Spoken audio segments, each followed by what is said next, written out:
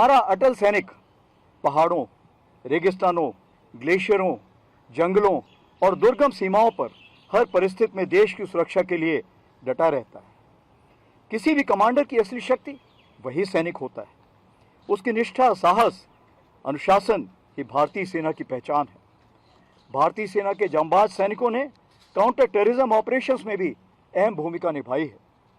UN deployment और प्राकृतिक आपदा सहायता में अपने उत्कृष्ट कार्यों से समूचे विश्व में भारतवर्ष का परचम लहराया है, चाहे वह कांगो के घने जंगल हों या वेनेजुएला की भूकंपग्रस्त भूमि।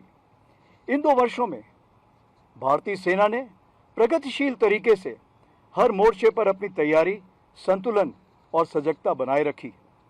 उत्तरी सीमाओं पर ऑपरेशन स्नो लेपर्ड के तहत हमारी तैनाती मजबूती और सतर्कता से रही है।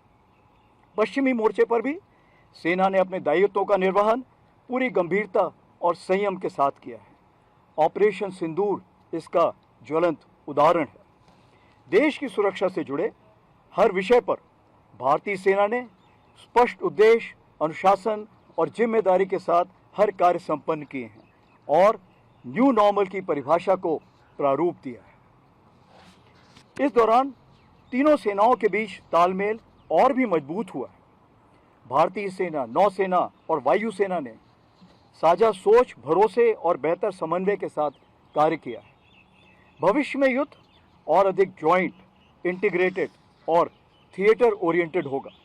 इसलिए हमारी दिशा स्पष्ट है: साथ देखना, साथ निर्णय लेना और साथ कार्रवाई करना। भारतीय सेना में परिवर्तन की प्रक्रिया निरंतर चलती आ रही है।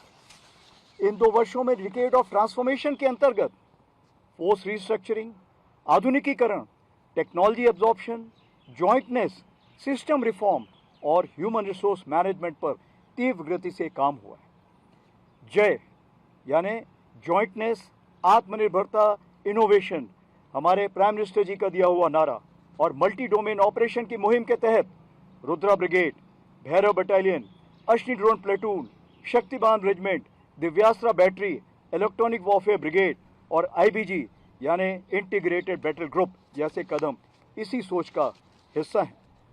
सैनिकों का कल्याण, पूर्व सैनिकों से जुड़ाव और परिवारों की देखभाल भारतीय सेना की स्थायी प्राथमिकता रही है। पूर्व सैनिक, वीर नारियां